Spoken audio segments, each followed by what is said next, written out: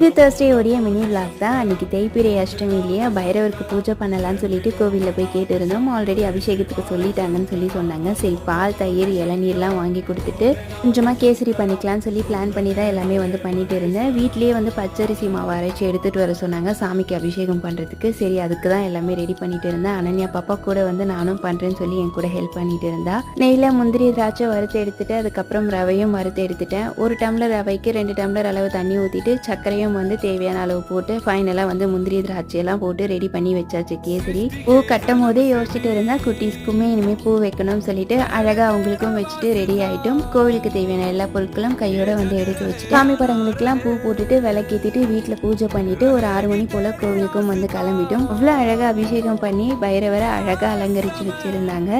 நாங்கள் எடுத்துகிட்டு போன பிரசாதத்தையும் எல்லாருக்கும் கொடுத்துட்டு அப்படியே விளக்கேற்றிட்டு கோவிலேருந்து கிளம்பிட்டோம். அடுத்த ஒரு சூப்பரான வீடியோவில் பார்க்கலாம். Have a nice day.